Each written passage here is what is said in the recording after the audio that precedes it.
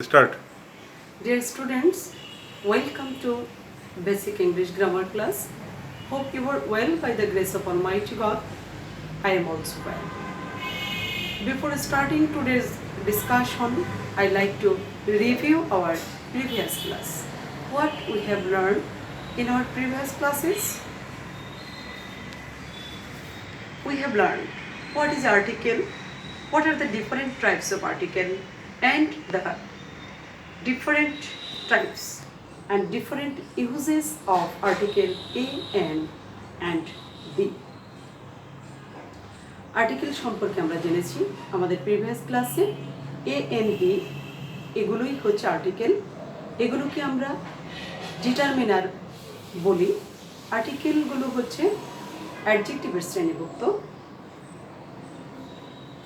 এবং আর্টিকেলকে সাধারণত যে দুই ভাগে ভাগ করা হয় ডেফিনিট এবং indefinite article indefinite article a এবং এন কোনো কিছুকে অনির্দিষ্টভাবে বোঝানোর জন্য আর্টিকেল এ এবং এন ইনডিফিনিট আর্টিকেলের ব্যবহার আমরা করি এবং ডেফিনিট আর্টিকেল দি নির্দিষ্ট করে কোনো কিছুকে বোঝানোর জন্য ডেফিনিট আর্টিকেল দি এর ব্যবহার করে থাকি আমরা আরও জেনেছি বিগত ক্লাসগুলোতে অরিজিন আর্টিকেলের অরিজিন কি এ এবং এন ওয়ান এই শব্দটি থেকে এর উৎপত্তি এবং demonstrative pronoun this these that those এই ডেমনস্ট্রেটিভগুলো থেকে দি এর উৎপত্তি আমরা আরও কি শিখেছিলাম এক্সেপশনস আর্টিকেলের বিভিন্ন ধরনের এক্সেপশনসগুলো আমরা গত ক্লাসে শিখিয়েছি আজকের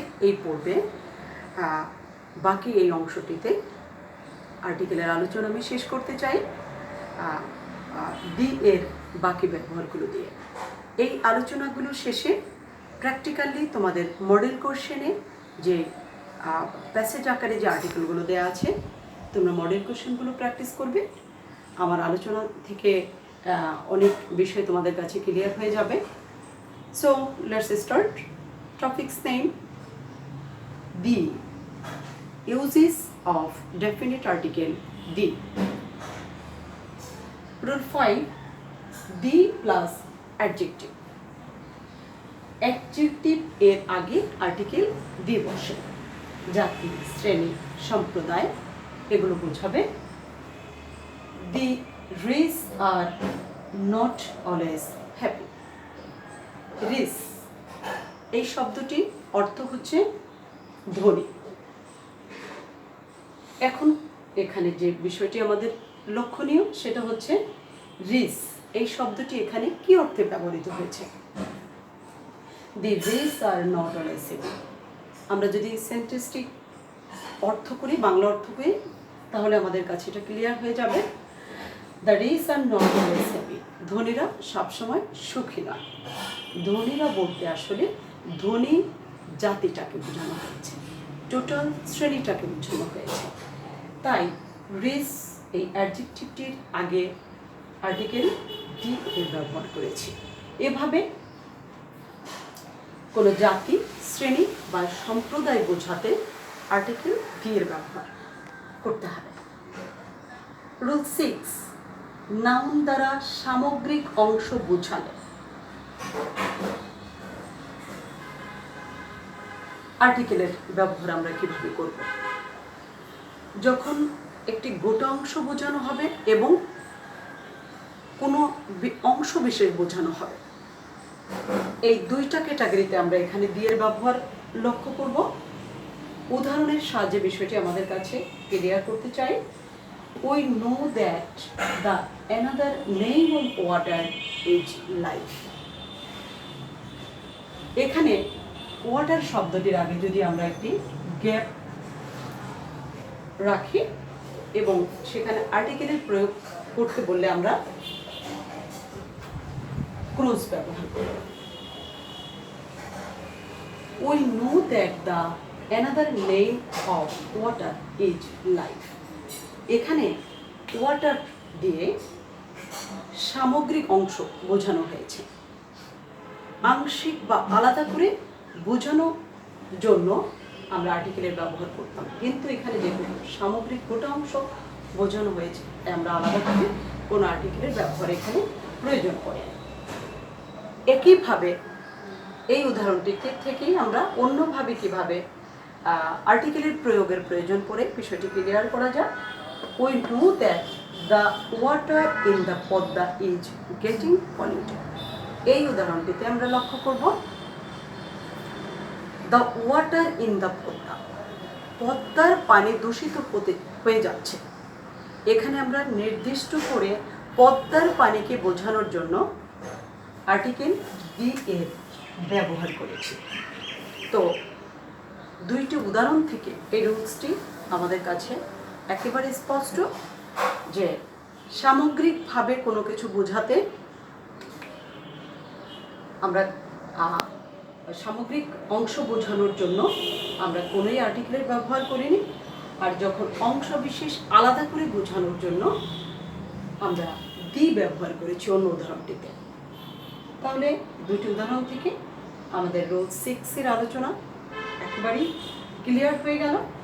rule 7 and last discussion on the uses of definite article the, proper noun plus be verb plus the plus proper noun। এই রুলসটি বোঝার আগে আমাদের প্রপার নাউন সম্পর্কে একটু ধারণা দিতে চাই। প্রপার নাউন কি এটা হয়তো তোমাদের অনেকেরই জানা।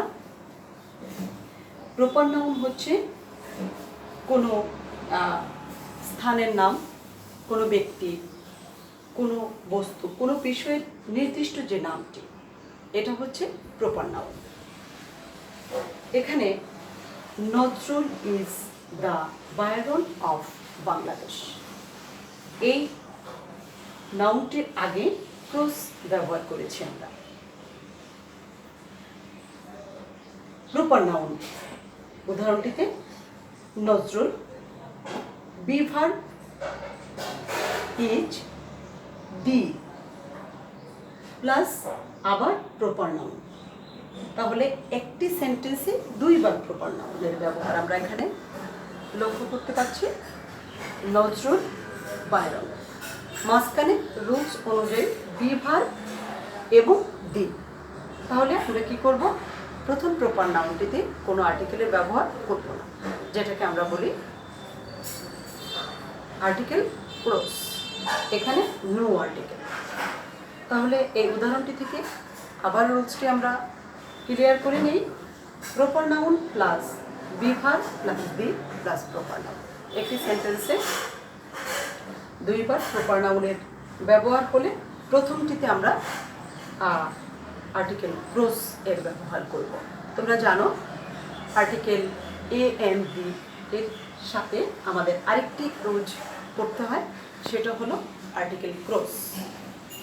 কোথায় আমরা কোনো আর্টিকেল ব্যবহার করবো না, নো আর্টিকেল আমরা এটাকে বলি, যে কোথায় আমাদের আর্টিকেল ব্যবহারের প্রয়োজন পড়ে বা ক্রস এর ব্যবহার করতে হয়। ডিয়ার স্টুডেন্ট, আশা করি আমার এই আলোচনা থেকে আর্টিকেলের অনেক গুরুত্বপূর্ণ বিষয় তোমাদের কাছে অনেক হয়ে গেছে, অনেক সহজ হয়ে গেছে। তোমরা আমার এই ক্লাসগুলো প্র্যাকটিস করবে,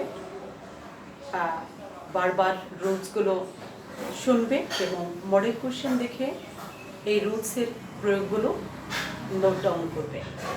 প্র্যাকটিস করলেই তোমাদের কাছে সব বিষয়, শুধু আর্টিকেল নয়, প্রত্যেকটি আইটেমই গ্রামারে তোমাদের কাছে অনেক সহজ হয়ে যাবে। আর্টিকেলের আজকের শেষ আলোচনায় এখানেই আমি সমাপ্তি ঘোষণা করলাম। পরবর্তী দিনে আমি নতুন কোনো বেসিক গ্রামারের নতুন কোনো আলোচনা নিয়ে তোমাদের সামনে উপস্থিত হব। সে পর্যন্ত তোমরা সবাই ভালো থাকো। Stay safe, stay connected with me. God bless you.